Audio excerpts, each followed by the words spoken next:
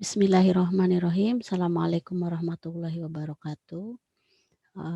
Teman-teman yang saya hormati, hari ini kita akan bertemu lagi ya dalam mata kuliah psikologi terapan. Pertemuan kedua ini kita lebih pada uh, diskusi atau penjelasan pengantar dari psikologi terapan itu sendiri. Kalau pertemuan kemarin kita sudah bicara tentang 4 pilar dalam psikologi terapan, apa sebenarnya capaian pembelajaran yang harus teman-teman capai gitu dalam proses perkuliahan psikologi terapan ini kaitannya dengan pemberdayaan masyarakat di Prodi Pengembangan Masyarakat Islam. Kemudian yang kedua, teman-teman juga sharing bagaimana secara psikologis teman-teman memahami siapa diri kita sendiri gitu. Karena banyak sekali dalam masyarakat ketika pemberdayaan masyarakat pribadi atau individu dari seorang pengembang masyarakat itu tidak atau belum memahami karakter atau keunikan potensi yang ada dalam dirinya. Hal ini penting kaitannya dengan proses berjalannya pemberdayaan masyarakat yang melibatkan kondisi-kondisi psikis baik si pelaku ataupun masyarakat di sekitarnya nanti. Kemudian yang ketiga, kemarin teman-teman juga menuliskan apa sih sebenarnya yang membuat orang lain itu terkejut dari diri kita. Kenapa? Karena banyak hal seperti analoginya seperti gunung es gitu ya. Gunung es itu kalau kita lihat di permukaannya itu muncul hanya sedikit saja gitu. Tetapi yang tenggelam gunung es itu yang di bawah dasar atau di bawah laut yang tidak kelihatan itu sangat besar dan sangat tidak kelihatan. Nah, yang tidak kelihatan inilah yang harus diungkapkan oleh teman-teman di pertemuan pertama itu. Hal ini penting karena ternyata secara psikologis ketika manusia satu bertemu dengan manusia lain atau kita seorang pemberdaya masyarakat ketemu dengan masyarakat, yang sering bentrok pertama kali itu yang ada di dalam, yang tidak kelihatan gitu. Kalau yang kelihatan kan jelas ya, jadi kita bisa menyesuaikan. Yang tidak kelihatan itulah yang butuh penyesuaian, butuh dipelajari, butuh dikaji, butuh diteliti dan didiskusikan. Maka pada pertemuan 2 ini Bu Aminah akan sharing tentang pengantar psikologi terapan yang bersumber dari bukunya Profesor Joanna ya yang ditulis dari pengalaman atau referensi beliau ketika beliau berada di pengajar di Fakultas Psikologi UGM. Baik ya, Bu Aminah akan share sedikit PowerPoint dan nanti akan ada diskusi di Padlet yang telah Bu Aminah share. Baik.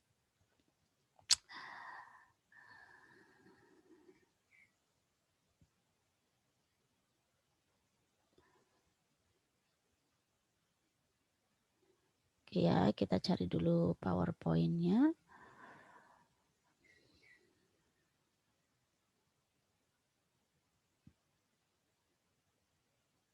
Nah, di sini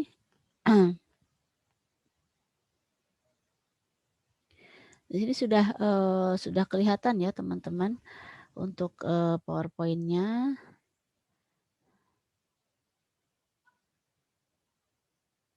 Ya, karena sinyal kurang bagus, saya matikan dulu kameranya.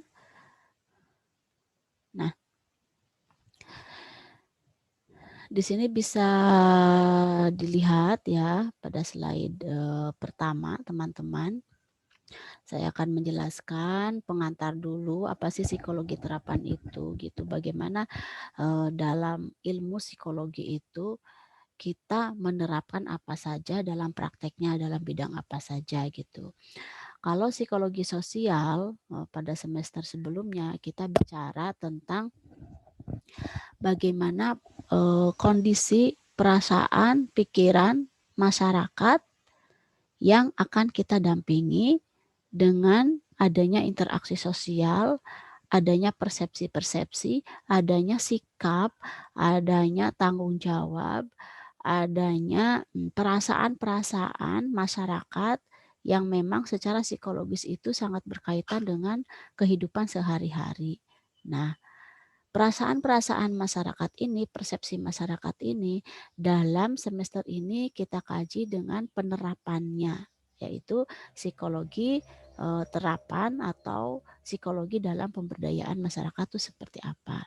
Nah, Bu Aminah tidak langsung pada diskusi tentang psikologi terapan ya, tapi kita akan coba memahami psikologi terapan ini menurut Ibu Prawitasari ya dalam bukunya itu seperti apa ya. Nah, fokus kajian ya perkembangan psikologi saat ini kita sudah tahu ya dulu bahwa ilmu psikologi itu dijelaskan dalam sejarahnya dalam mata kuliah psikologi sosial. Jadi kalau teman-teman pernah mengambil mata kuliah itu tentunya tidak akan asing dengan poin pertama ini ya. Kalau yang saya lihat perkembangan psikologi saat ini itu di beberapa universitas itu ya psikologi itu sudah dibagi dalam beberapa keahlian atau keilmuan gitu, bidang gitu ya.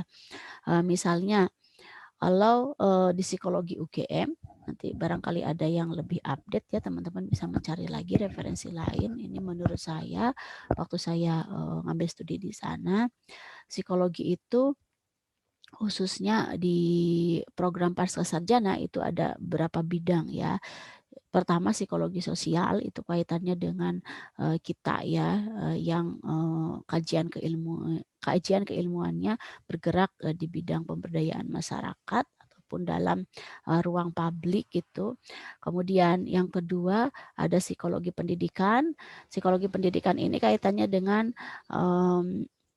para pendidik ya, bisa guru gitu, bisa dosen, bisa para pendidik di bidang non formal juga itu psikologi pendidikan. Kemudian yang ketiga itu perkembangan psikologi saat ini itu ada psikologi psikologi pendidikan, psikologi sosial, kemudian psikologi perkembangan ya. Psikologi perkembangan itu lebih pada mempelajari bagaimana perkembangan manusia secara psikologis itu dari nol sampai akhir hidupnya seperti itu ya. Jadi ada perkembangannya dan buku yang terkenal itu waktu itu buku Santrok ya yang terdiri dari beberapa edisi seperti itu.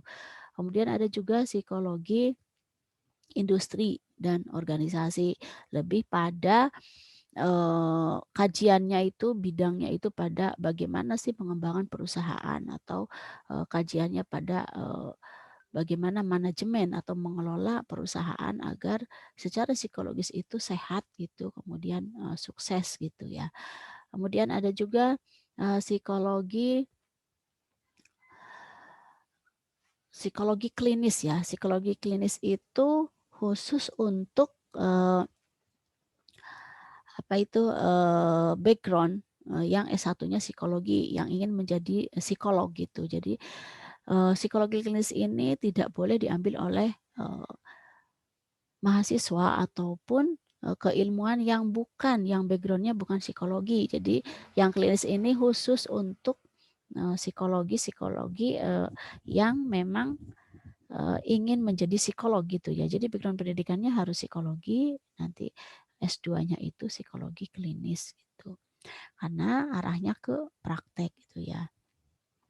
Selain itu dalam perkembangannya juga ada psikologi kesehatan, psikologi komunitas gitu ya. Kemudian ada psikologi keluarga, ada psikologi Islami ya seperti itu. Dan itu teman-teman bisa mengaksesnya di berbagai media yang ada di tentunya di Google Scholar gitu ya. Ada di websitenya program-program psikologi. Tentunya setiap kampus itu berbeda-beda. Nah, perkembangannya dalam ilmu psikologi di Fakultas Dakwah ini ya di Prodi PMI khususnya kalau dulu kita ada psikologi dakwah kemudian di Prodi PMI kita sesuaikan dengan capaian atau kompetensi dari prodi kita sendiri yaitu kita ganti dengan psikologi terapan gitu. Nah, saya pernah mengatakan bahwa ke depannya dalam kurikulum Merdeka psikologi terapan ini akan kita rubah dengan terapan yang sebenarnya, yaitu psikologi pemberdayaan masyarakat. Itu perkembangan psikologi saat ini ya teman-teman. Boleh nanti kita bertanya, diskusi ya. Kemudian yang kedua, memahami psikologi mikro ya, yang yakni klinis gitu ya. Mikro di sini jadi dalam pemberdayaan masyarakat kita mengenal ini namanya individu-individu gitu. Pengalaman Bu Aminah ya, pengalaman Bapak Ibu yang telah memberdayakan masyarakat, atau dalam realitanya ini ya mungkin secara teoritis banyak sekali, tapi ini pengalaman real. Karena kami sudah 23 tahun di program pemberdayaan masyarakat ini atau di PMI ini, kita memiliki catatan bahwa ketika kita memberdayakan masyarakat, kita harus paham ya kondisi psikis individu-individu yang ada di masyarakat itu sendiri gitu. Maka kita akan mempelajari bagaimana realitanya terapannya memahami atau kompetensi capaian pembelajaran yang kaitannya dengan pemahaman individu-individu yang ada di masyarakat gitu. Ketika kita ingin masuk dalam masyarakat itu sendiri gitu. Yang ketiga yaitu memahami terapan makro ya. Makro ini lebih luas daripada mikro gitu. Kalau mikro individu, kalau makro ini komunitas atau masyarakat ya, tapi lebih ke masyarakat di sini ya. Kalau dalam ilmu pekerja sosial ya ada pekerja sosial mikro, pekerja sosial meso, pekerja sosial makro. Nah, prodi pengembangan masyarakat Islam ini mahasiswanya itu akan memiliki keterampilan yang lebih pada keterampilan makro. Tapi lagi-lagi begitu ya, ketika kita memahami makro, kita harus paham juga gitu mikro dan mesonya. Itu jadi sudah satu paket itu harus memahami atau adanya integrasi interkoneksi dari keilmuan psikologi itu sendiri. Yang keempat, hubungannya dengan psikologi komunitas ya. Psikologi komunitas yaitu bisa dibilang meso ya. Jadi komunitas apa gitu, komunitas tertentu yang memang akan kita dampingi. Misalkan lansia itu komunitas itu ya, anak jalanan, gelandangan, kemudian penyandang disabilitas, kemudian masyarakat nelayan, masyarakat pinggiran atau masyarakat perkotaan itu komunitas. Jadi lebih khusus. Kalau makro yang atas tadi umum ya, umum. Nah, yang kemudian selanjutnya hubungan dengan psikologi kesehatan, fokus kajian psikologi terapan itu ya. Psikologi kesehatan ini nanti dan psikologi organisasi dan industri PIO ya. PIO yang kita singkat PIO dan psikologi kesehatan ini nanti akan menjadi tugas teman-teman membaca kembali dari buku rujukan yang akan Bu Aminah share gitu. Psikologi kesehatan ini jadi ada banyak hal gitu ya, nanti akan kita gali bagaimana sih sehat gitu secara psikologis, sehat dalam memberdayakan masyarakat atau masyarakat yang sehat itu yang seperti apa. Kemudian psikologi industri dan organisasi juga sama, bahwa dalam mengelola lembaga ternyata ada beberapa hal yang harus diperhatikan. Ini tokohnya dulu yang ngajar di psikologi UGM itu Profesor Jamaluddin Ancok ya. Beliau ini sangat ahli dalam PIO ini ya. Oke, teman-teman, ini fokus kajiannya. Jadi pada prinsipnya penerapan psikologi ini bisa dipahami dengan banyak belajar dari mungkin penelitian-penelitian yang pernah dilakukan oleh beberapa dosen psikologi dalam pemberdayaan masyarakat. Ya, teman-teman bisa mungkin membaca beberapa penelitian dari Profesor Jamaluddin Ancok, Profesor Fatur Rahman, kemudian Profesor profesor yang bergerak di bidang psikologi sosial ya. Ada lagi saya lupa namanya ya. Beliau itu malah ilmu-ilmu pemberdayaan masyarakatnya itu sangat kental dengan ilmu PMI kalau yang saya lihat. Saya pernah jadi mahasiswanya. Oh ya, beliau itu yaitu Profesor Kuncoro ya, Kuncoro ya. Baik, saya lanjutkan. Pada slide ketiga ini teman-teman bisa saya ajak untuk membayangkan gitu ya, membayangkan bahwa ketika kecil gitu ya, kita akan beralih ke satu tema kecil dulu ya, ini tema psikologi klinis gitu. Ketika kecil waktu kanak-kanak kita atau semua mungkin pernah ya membuat perahu kertas dan kau layarkan di tepi kali.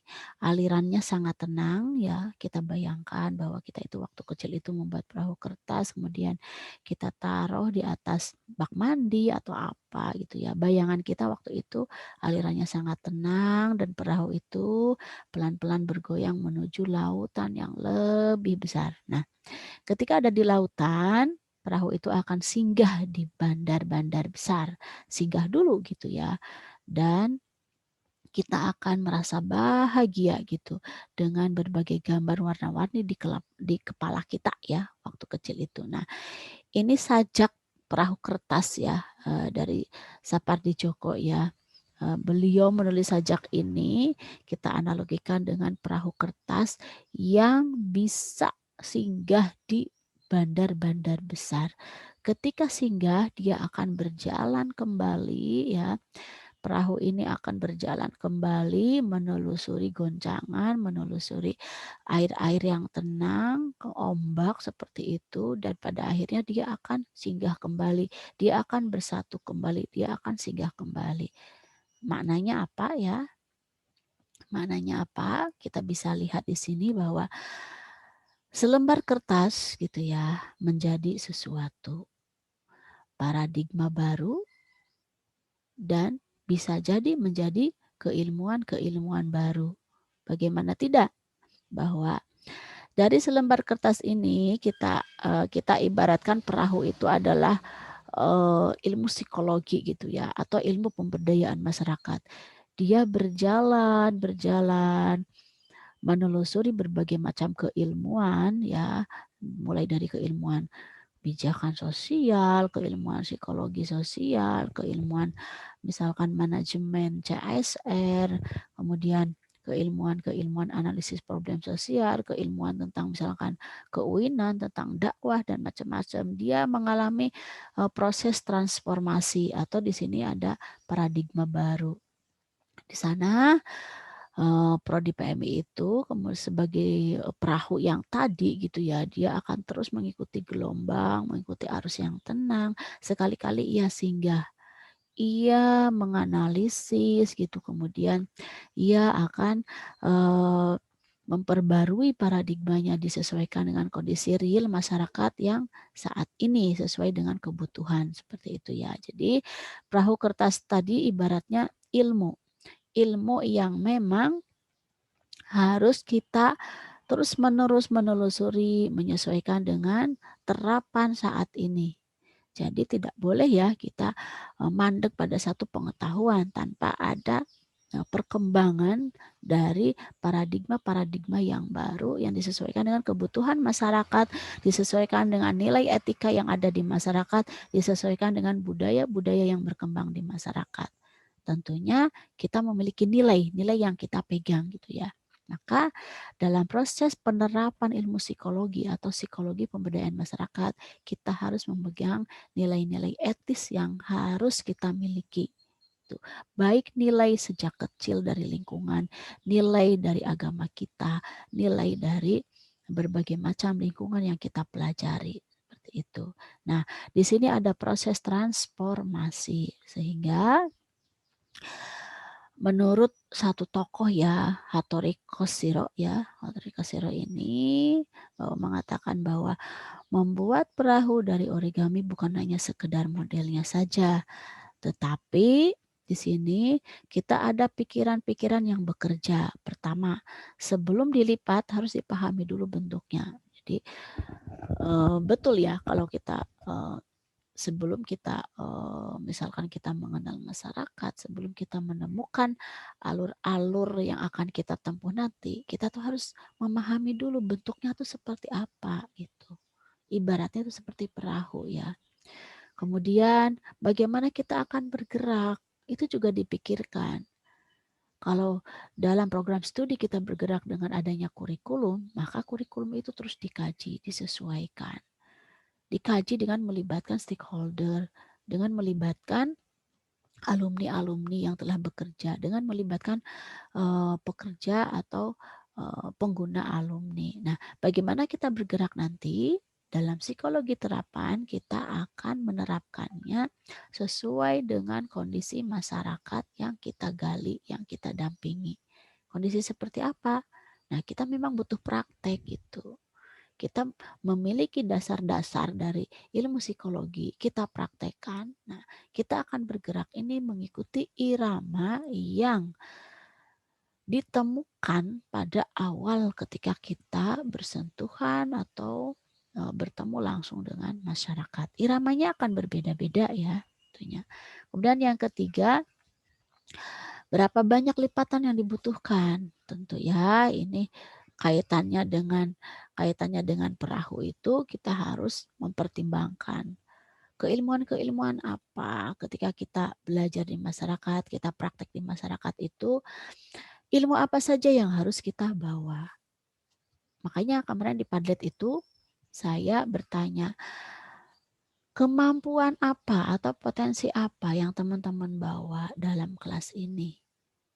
Kemampuan apa realitanya ketika kita akan memberdayakan masyarakat, kita tuh punya apa? Kita tuh bisa apa? Apa yang tidak kita miliki harusnya itu bukan menjadi problem, tapi kita harus menonjolkan apa yang kita bisa, apa yang kita mampu itu ditonjolkan. Jadi berapa banyak lipatan yang dibutuhkan, berapa banyak kemampuan yang dibutuhkan, berapa banyak potensi yang dibutuhkan, berapa banyak stakeholder, berapa banyak link ataupun tenaga yang harus kita libatkan, berapa banyak tokoh masyarakat yang harus kita libatkan. Ya, itu yang ketiga. Nah, yang keempat, dibutuhkan kepekaan, kesabaran, ketahanan kerja. Betul ya. Ini kaitan dengan psikologi klinis tadi bahwa kita harus peka ya. Peka di sini seperti apa ya? Saya ambil contoh gitu ya. Misalkan kita bertemu dengan teman-teman penyandang disabilitas yang sudah tidak semangat untuk bersekolah gitu ya. Kan memang usianya misalkan sudah dewasa akhir gitu. Nah, kepekaan kita harus peka bahwa penyandang disabilitas ini gangguannya itu di mana, problem hambatan, apakah di komunikasi, apakah dia hambatannya itu di mungkin lebih pada keluarga, lebih pada ekonomi. Nah, kepekaan ini harus ada timbul di dalam pikiran kita itu, tuh ya.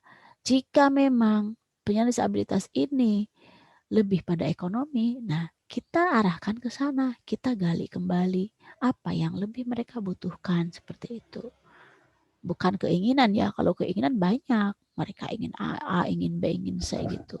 Kalau kebutuhan beda, mereka saat ini dengan usia dewasa akhir itu mereka butuh apa? Oh, butuh perlindungan misalkan, butuh jaminan kesehatan, butuh rumah yang nyaman atau keluarga yang nyaman gitu ya. Itu kepekaan, tergantung masyarakatnya. Itu baru satu masyarakat dengan kategori penyandang disabilitas. Belum lagi kalau masyarakat gelandangan ya. Kita harus kategorikan juga. Jadi ilmu-ilmu tentang kategori masyarakat itu harus kita kuasai juga. Nah, kemudian kesabaran ketahanan kerja ini sudah tidak diragukan ya, kalau ini tidak ada teorinya ya, sabar itu harus dipraktekkan gitu ya, ketahanan juga harus dipraktekkan, harus kita latih diri kita sendiri dan komunitas kita ya. Nah, kita masih belajar dengan analogi perahu kertas tadi bahwa psikologi terapan ya dalam bukunya Ibu Prawita Joanna Prawitasari bahwa perahu kertas itu diibaratkan psikologi terapan. Nah, misalkan poin yang pertama ini menyesuaikan diri dengan aliran air dan angin. Ini perahu. Kalau psikologi terapan menyesuaikan diri dengan realitas saat ini. Ya, kalau tadi saya ambil contoh gelandangan ya, psikologi terapannya sesuaikan dengan saat ini. Apakah saat ini kita lihat pendukung-pendukung lainnya? Sudah ada misalkan panti-panti sosial yang panti rehabilitasi, kemudian tempat rumah singgah anak jalanan, itu seperti apa sekarang penerapannya, realitanya gitu ya. Psikologi terapan harus menyesuaikan dengan dukungan-dukungan yang ada di luar diri kita. Itu yang akan mendukung proses pemberdayaan masyarakat yang akan kita lakukan. Jika kita berjalan sendiri, tidak bisa ya, karena realitanya gelandangan-gelandangan itu secara psikis ketika saya menghadapi satu gelandangan misalkan ya, dia akan ketergantungan kepada kita jika kita tidak profesional.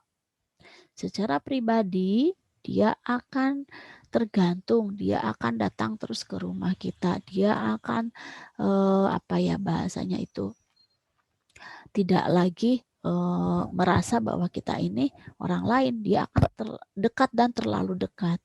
Di sisi lain positif, tapi ada hal-hal yang mungkin itu akan mengancam juga. Akhirnya kan pada saat-saat tertentu, waktunya kita untuk keluarga, mereka itu tetap menggunakan waktu kita itu untuk kebutuhan atau kepentingan mereka. Jadi ada realita-realita saat ini yang harus kita libatkan gitu ya. Pelibatan dalam psikologi terapan ini kita memahami secara psikis pribadinya si gelandangan itu, kita memahami secara komunitas dia berada di mana, siapa saja yang mendukungnya, kita memahami secara makro kebijakan apa yang ada itu ya. Itu yang pertama. Yang kedua, perahu kertas ini diajarkan banyak model bentuk, bagaimana memperbaikinya ketika miring, bagaimana menambalnya, dan lain sebagainya. Psikologi terapan, nah, tidak belajar klinis saja, gitu ya, realitanya. Jadi tidak hanya belajar satu bentuk, misalkan kita mengenal gelandangan itu, karena kita sudah pernah bertemu dengan Bapak A, kita itu menyamaratakan gitu, menyimpulkan, menggeneralisasikan ya bahwa ya udah gelandangan itu ya seperti Bapak A gitu ya, tidak bisa. Kita harus menguasai atau memiliki banyak model, banyak bentuk, kita harus paham gitu ya. Bagaimana sih realitanya di masyarakat itu? Bagaimana realitanya dengan individu-individu gelandangan yang lain? Variabel lain yang seperti apa yang mempengaruhi realita tersebut. Jadi si A, si B, si C di komunitas itu sangat beragam. Jadi ya kita harus memiliki banyak model, banyak bentuk intervensi, banyak bentuk dalam pemberdayaan masyarakat. Yang ketiga, setelah jalan perahu itu akan singgah jauh dan tak terhingga. Nah, setelah berjalan, ya psikologi terapan ini bermitra dengan disiplin ilmu lainnya, diharapkan bisa terlibat dalam pemberdayaan lingkungan. Jelas ya, ketika kita udah bermitra, kita akan mengembangkan diri kita, mengembangkan apapun yang kita miliki, yang kita rangkul itu dengan adanya disiplin-disiplin ilmu lain gitu ya. Tidak boleh kita terpusat atau kita ini membatasi keilmuan-keilmuan kita dengan ilmu yang kita pelajari saja atau bidang ilmu kita saja, seperti itu. Kita harus bermitra dengan disiplin ilmu lain. Jadi psikologi klinis ya yang dipahami dari cerita perahu kertas ini sebagai bidang ini ya psikologi terapan gitu. Betul. Dalam psikologi terapan itu di dalamnya ada klinis, ada komunitas, ada makro. Jadi psikologi terapan ini boleh dan memang penerapannya itu di 3 bidang tadi gitu. Tidak hanya berguna bagi terapan individual tapi juga berguna untuk masyarakat luas ya. Nah, ini ada beberapa pengertian dari tokoh psikologi dunia gitu ya, Santrok ya. Santrok di sini memahami bahwa psikologi itu mempelajari perilaku manusia, perilaku dan berbagai proses mental. Jadi kita terapkan bagaimana kita memahami perilaku manusia itu penerapannya. Ya, kalau dari definisinya Santrok. Yang kedua, Wade and Jeffries ya, bahwa mengatakan bahwa bagaimana perilaku tersebut dipengaruhi oleh lingkungan internal. Kalau tadi anak jalanan atau gelandangan, cari tahu dulu mereka dalam kategori off the street, on the street, atau family of the street. Kan ada macam-macam ya itu anak jalanan itu ya. Perilakunya tuh dipengaruhi oleh secara internal.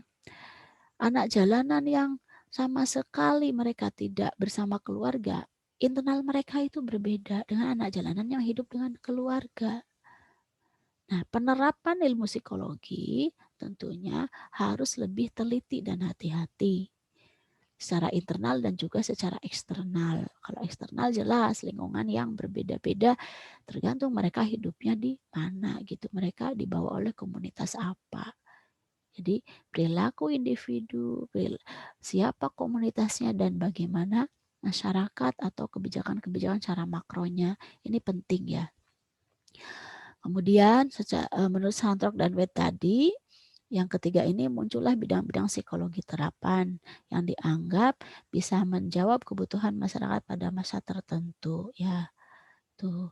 Jadi psikologi klinis ini salah satunya bidang ilmu psikologi terapan yang dianggap mampu menjawab perkembangan kebutuhan masyarakat. Tuh. Jadi ketika kita ingin memberdayakan masyarakat ternyata dengan mengamati klinis atau individu-individu itu secara psikologi itu ternyata bisa menjawab kebutuhan masyarakat pada umumnya. Tuh ya, jadi akan terurai masalahnya.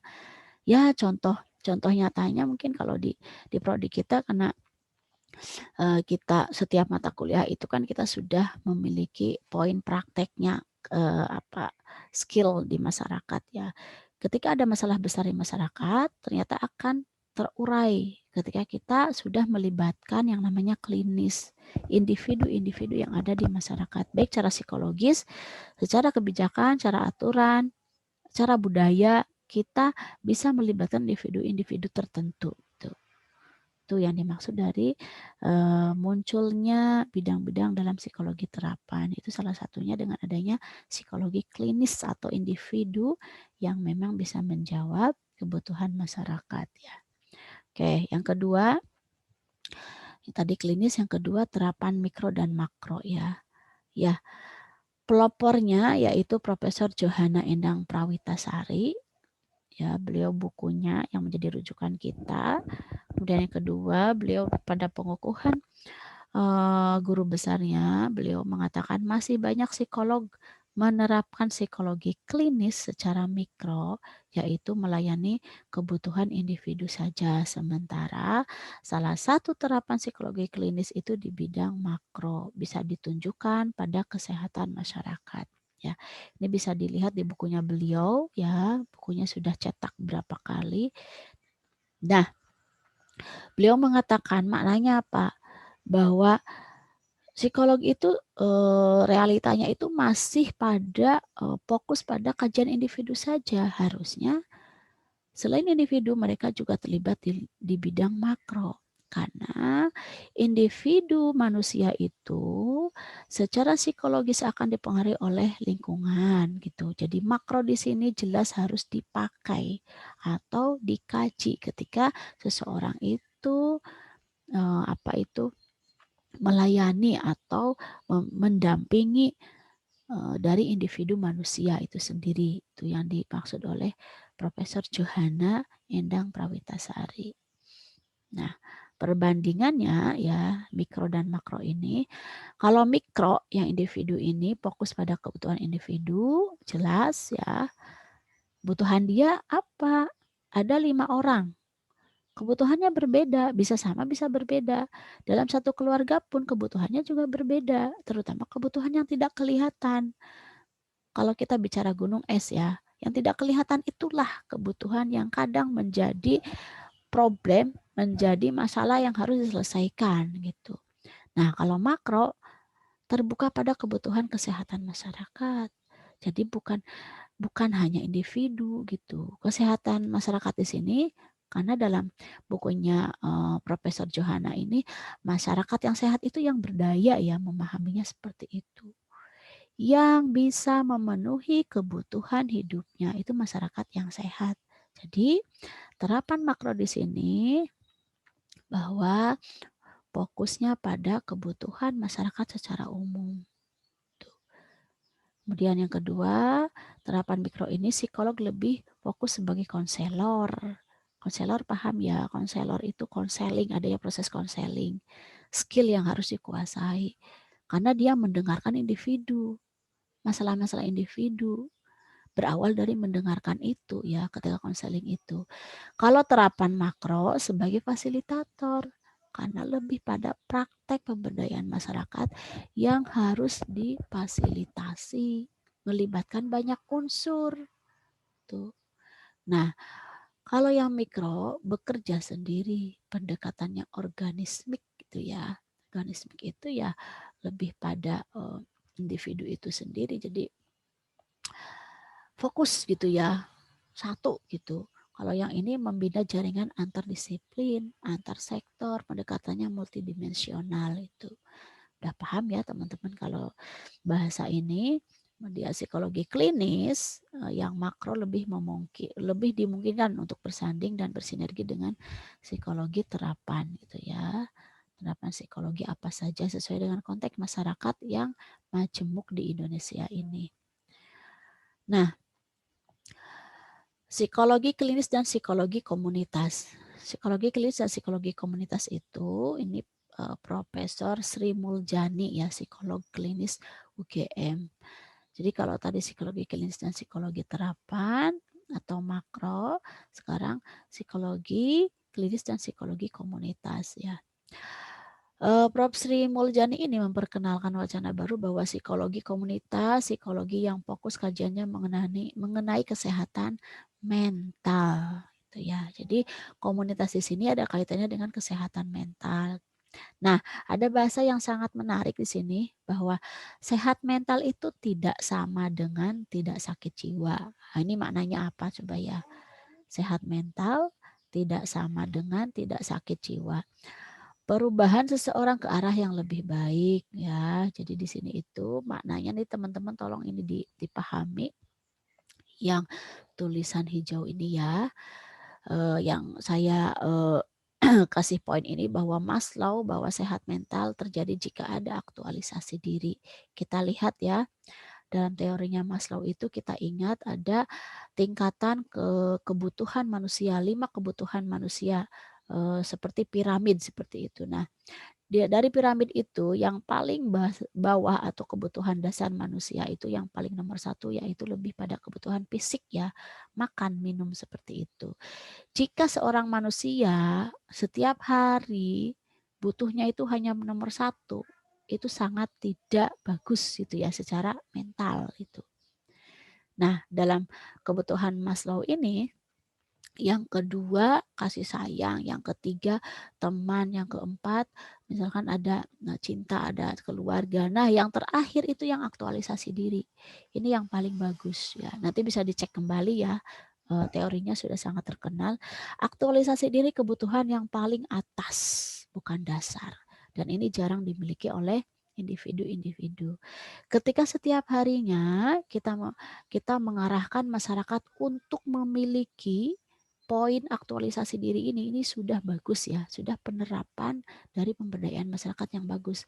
Karena kategori masyarakat yang berdaya itu yang mandiri, mereka mampu belajar sendiri mengaktualisasikan potensi yang ada di dalam masyarakat itu sendiri. Itu kebutuhan masyarakat sudah bagus kalau kita bisa mengarahkan itu. Tetapi kita analisis dulu ya, diri kita sudah seperti itu belum. Makanya kita harus memahami individu kita, individu masyarakat, dan kita mengarahkan masyarakat harus mandiri, kategorinya mampu mengaktualisasikan diri mereka sendiri. Secara psikologis ini adalah masyarakat yang sehat gitu ya. Nah, menurut Rogers di sini mengabarkan bahwa sehat mental seseorang yang berfungsi secara penuh. Nah, ini bisa dikategorikan oleh kita bahwa dalam terapan pemberdayaan masyarakat secara psikologi, kita harus mengarahkan atau memfasilitasi masyarakat agar masyarakat itu bisa berfungsi secara penuh. Secara penuh gimana? Jadi dia butuh untuk bersosialisasi, dia butuh ekonomi, iya, dia butuh untuk memenuhi kebutuhan dapur, oke lah, tapi dia juga ada kebutuhan lain. Secara vertikal, secara horizontal dia terpenuhi gitu. Dia berfungsi secara sosial, dia berfungsi secara psikologis, dia berfungsi juga secara teologis, hubungannya dengan Tuhan gitu ya. Nah, ini kita harus mengarah pada yang ideal yang seperti itu tuh. Nah, teman-teman, ini Bu Aminah akan stop share screen ya. Jadi silakan teman-teman bisa berdiskusi apa yang saya sampaikan tadi ya. Apa yang saya sampaikan tadi bisa dibaca di buku Psikologi Terapan Profesor Johana Prawitasari ini. Bisa diakses di Google Books ya. Atau bisa juga beli langsung seperti itu, banyak sekali bukunya. Nah, untuk diskusi teman-teman silakan lihat di Padlet ya, dan ini ada tugas untuk pertemuan hari ini, pertemuan 2 ya. Teman-teman bisa juga membaca dari psikologi terapannya Profesor Jamaluddin Ancok. Nah, tugasnya seperti ini teman-teman ya. Tugasnya seperti ini, bahwa baca buku mulai halaman 10 ya. Di sini teman-teman memahami psikologi klinis dan psikologi kesehatan, kemudian psikologi industri dan organisasi itu seperti apa. Hasil bacaan dirangkum dan dikirim ke Padlet dalam bentuk file atau Word ya, halamannya bebas ya. Nanti akan saya buatkan satu room untuk mengumpulkan tugas ini ya. Tugas ini diselesaikan maksimal hari hari ini sekarang hari Jumat ya, jadi 1 minggu ya, jadi maksimal hari Kamis besok jam 20 malam ya, itu langsung disetor ke Padlet yang ada di kelas kita ya. Oke, ini saya akan perlihatkan Padletnya teman-teman.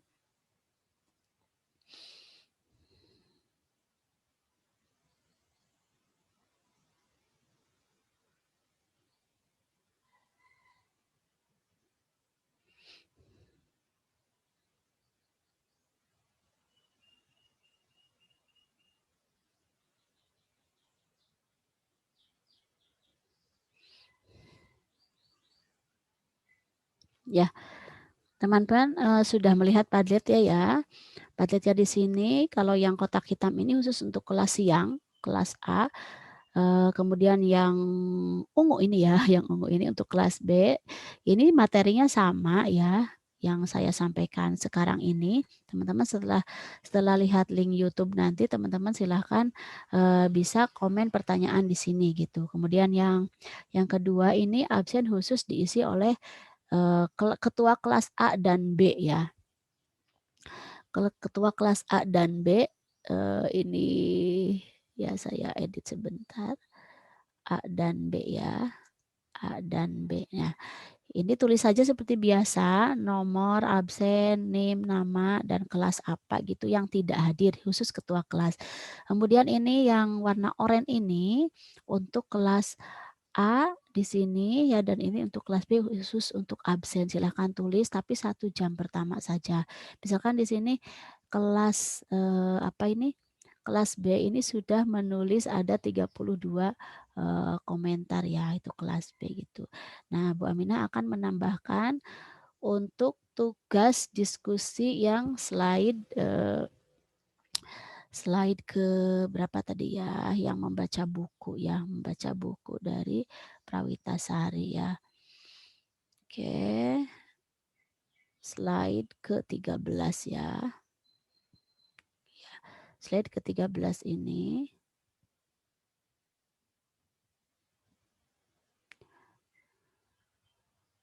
Baik, teman-teman nanti bisa menambahkan untuk slide ke-13 ini.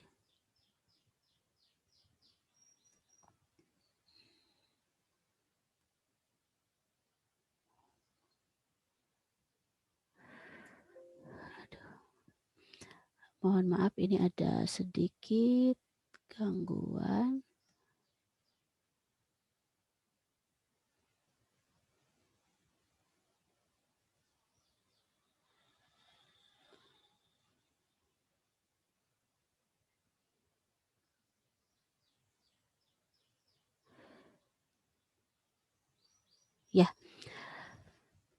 Di sini, saya akan ngasih judul pengumpulan tugas pertemuan kedua ya. Kelas, A gitu ya.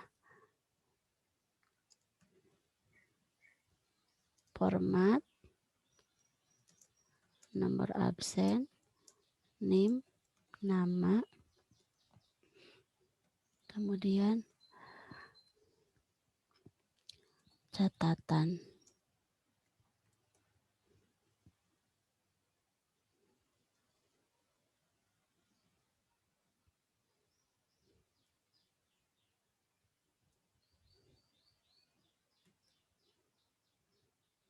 Jadi teman-teman bisa nanti komen di bawah, coba nanti ketika komen bisa kira-kira bisa menambahkan word tidak ya di sini. Ketika komen, kalau tidak bisa menambahkan word, teman-teman cukup komen saja. Misalkan teman-teman sudah ngetik 1 halaman ya, bacaannya bisa direview ya, direview. Jadi hasil bacaannya dari halaman 10 itu sesuai dengan perintah di slide ke-13. Ketika direview itu teman-teman bisa langsung ketik di sini di komen, tapi diawali oleh nomor, absen, NIM, nama, kemudian catatan tugasnya. Tapi kalau bisa melampirkan silahkan lampirkan ya. Tapi ditulis dulu gitu ya identitasnya. Ini untuk kelas A ya. Sekarang saya buatkan untuk kelas B ya. Untuk kelas B.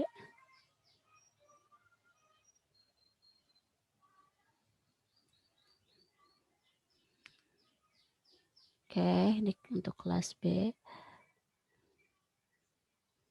Saya kasih tanda merah ya. Jadi teman-teman fokus garap tugasnya merah, ini maksimal dikumpulkan. Maksimal dikumpulkan Kamis depan pukul 20.00.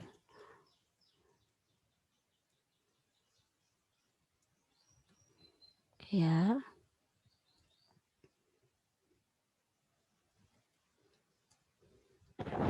Nah, seperti ini teman-teman, silakan untuk diisi ya, dan saya akan memantau terus sebagai bahan dari diskusi pada ini ya, pada pertemuan kedua ini ya. Silakan kalau ada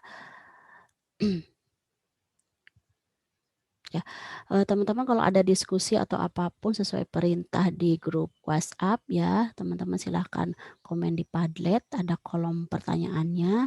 Dan untuk tugas hari ini, materi akan saya share di Padlet juga, dan tugasnya fokus ke warna merah.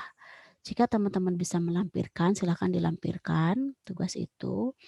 Tapi cari dulu bukunya ya, karena tugasnya itu dari buku gitu. Kemudian yang kedua, jika tidak bisa dilampirkan, teman-teman komen saja, walaupun banyak tidak apa-apa, seperti itu. Dengan catatan ada identitasnya. Terima kasih untuk pertemuan hari ini. Kita cukupkan sampai di sini, sampai bertemu pada pertemuan ketiga. Saya akhiri, Assalamualaikum warahmatullahi wabarakatuh.